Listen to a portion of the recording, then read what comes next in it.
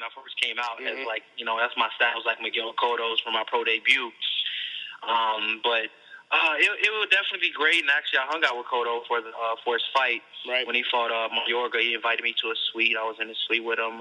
Met everybody and met his family and everything. And he's such a great guy. And he's going for me too. He supports me. You know what I mean, like that. And I just think it's kind of funny. Like eventually, I mean, it's possible that one day he could be my opponent.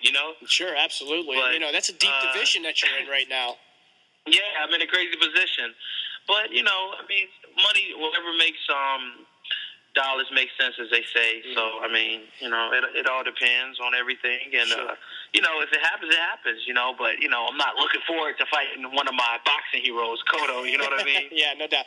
Now, but are you looking to now take that next step up? I mean, maybe move into a top 20, top 15 guy? Actually, Don, we were discussing that, and it's possible that probably by the end of this year or beginning of next year, that's going to start happening. Right. I'm probably, as possible, I can fight Corey Spinks as well. Oh, great, because, I mean, we're almost coming up on a year here now that you've actually been off. And, it's kind of almost the same way that they did with Kelly. I mean, let's get him back in the ring, get a guy that's no slouch, undefeated guy, but, not necessarily per se at that next level. And now probably with Kelly, they'll start working him up again. And is that kind of how you see yourself going here? Yeah, like I said, I had a break in my career for a little while because I moved to Las Vegas. I switched up my team, stuff like that, and I just felt like I didn't want to jump into the ring right away. I want to make sure I was 100% ready because I'm not one of them fighters that's going to half-ass and just jump in the ring for a payday. You know what I mean? Sure. And it's one of them kind of things that I'm a fighter and I train hard, and I'm making sure that I'm not going to get in the ring and get beat. Like, I'm one of them kind of fighters, like, I do not want to get beat. And if I feel like I'm not 100% ready, I'm not fighting, right. And I just feel like a lot of stuff been going on, and I wasn't 100% ready, and I was finally forming my team, and, I had the promotional kind of thing, and I finally got that straight now, and now everything's cool. I feel like now is the best time to come at it now. Do you consider yourself a gym rat? I mean, every time I had the opportunity and pleasure, obviously, to see you when we were out in Las Vegas for the Pacquiao fight and Pacquiao-Mosley fight, and you always seem to be in good shape. I mean, are you a gym rat? Do you hang out? Do you, is that your lifestyle? Yeah, I'm a gym rat, man. I love being in the gym. I just love boxing, period. And that's still one of my passions, and I just love training. I love the attention. I love the people looking at me and saying you're a great fighter, or asking me for advice and stuff like that. I just love that, and that's why I feel like boxing is definitely meant for me. Period. Now, out of your 10 wins, 8 of them by KO, how do you describe your style, Omar? I mean, are you you're an aggressive fighter? Are you boxer puncher? Well, I feel like I'm a boxer puncher, but right now people just saying that I'm a knockout puncher, because most of my fights knockout because I'm strong. Right. But, as within due time, as my fights get longer and I get more rounds, you get to see that I'm a great boxer. You can see some sparring on the internet of me boxing as well. As long as they lasted. Yeah, exactly. But, in due time, people are going to see that I can box as well. I'm not just one of them one-dimensional fighters, just go straight ahead and really can't box, you know what I mean? We've seen recently, I'm not calling out any names, but we have seen recently a lot of upsets in boxing. I mean, right. I feel like this year everybody's getting beat, from champions to top contenders to prospects. I mean, everybody's getting beat. And I'm just sitting back and I'm just looking like, wow, this is serious, and, I just feel like it was smart for me just to take my time and not rush to a fight, because it was possibly that I could have got beat, not being fully focused, not having my 14 behind me. So, right. I just feel like I'm smart in that way, man. And whenever you see me in the ring, you're definitely going to see me in top shape and with the victory. Awesome. Now, is there a style that you emulate? I mean, was there a fighter style that you might emulate? Well, as obviously growing up, I was a fan of Mike Tyson, like everybody was in the 90s. But as I became a boxer myself, I wanted to imitate. I wanted to be like Roy Jones, believe it or not.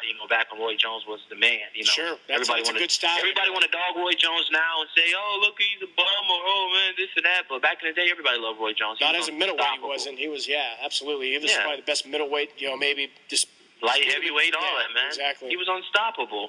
And obviously when I first got into, I just seen that, and I was like, wow, I want to be like Roy Jones. But as I started boxing my own self personally, I was like, my style was like, I was like a more aggressive kind of fighter, like kind of like a Mike Tyson kind of style, you know. Mm-hmm.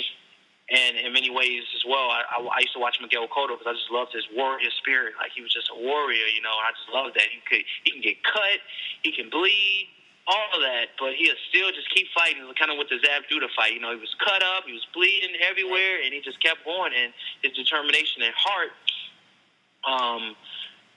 you know, is what made it for him, you know. And, you know, he did it. So, you know, I feel like I kind of emulate my style against warriors, you know, people that's like mentally focused and just, you know, top guys. Sure. Now, you know, and I debate whether to call you a prospect, a contender. You know, I think neither is a bad title to have, obviously. But you've skyrocketed pretty much into fame with only having 10 professional fights under your belt. Yeah, obviously that's been a great ride here for you. What's been one of your most memorable moments? Inside the ring or outside the ring? Either. Well, yeah, you're right, man. It's been a crazy ride for me. Like a lot of people say, like they never seen nobody with 10 fights that didn't go to the Olympics and has like this much, you know, stuff behind them, and knowing all these celebrities and being considered one and TMZ and all this. Right. You know, it's been a ride, man. I tell you, like within the past year, my life has changed so much. Yeah, that's hanging out with Lindsay Lohan and all those folks too. That's what started everything. Yeah. TMZ, that's what started everything, man. I was in Hollywood, and you know the Lindsay Lohan thing, and you know,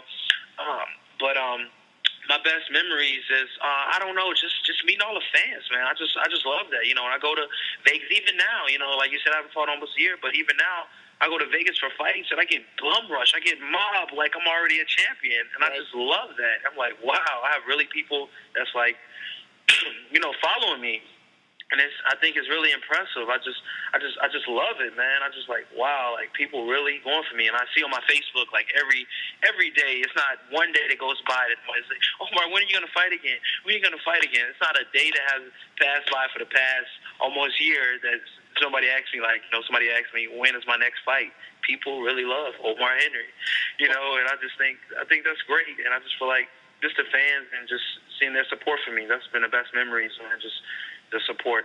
That's awesome. And I can tell you that I'm really looking forward to, once again, you're going to be fighting on HBO on the Devin Alexander. What's the date on that? That's June 26th, I believe. I'm not sure because they said the storms happen out there in Missouri, so yeah. I don't know if the fight can pushed up or pushed back, so I'm not really sure exactly. But, you know, that's that's the day. So it's end of June, basically. End of June, basically. Tune in, HBO. Again, I know I'll be watching. And for everybody out there that wants to follow Omar Henry, they can do so how? They can do so through Facebook, facebook.com/Omar Henry, or you can go to Twitter at just twitter.com/Omar Henry as well. And you get to follow my updates. It's pretty exciting, man. Definitely keep my fans entertained. I will agree with you on that. Oh, it's always a pleasure talking to you, buddy. It was good seeing you out in Vegas. We're going to have to get you back on the show here, but I know that you're a busy man and got a lot of things going on. You probably got to fly to Texas or something tonight. Yeah, I'm always flying somewhere, man. I'm going to be flying on Ohio, actually, pretty soon. I'm awesome. Headed out there next. Hey, if you ever make it back up to the northeastern Ohio area, Cleveland, Akron, Youngstown, you better give me a call, buddy. Definitely. How far is that, by the way? How far is Cleveland from Youngstown? That's only about an hour. Yep, only an hour. Oh, really? Yep. Cool, yeah, we're right there, so... Well, I'm saying this, all my fans, from Youngstown or all in Ohio, come up there and see me train out there in Dynasty Training Camp out there in Orville, I believe. Come out there. Yep. It'll be entertaining for y'all. Absolutely. I appreciate it, buddy. I'll talk to you. All right. Thanks for all the support, everybody. Thanks, Omar. All right. Okay, that was Omar Henry, a light middleweight contender. He's undefeated 10-0 with 8 knockouts. Tune in to HBO. He's going to be on the Devin Alexander card.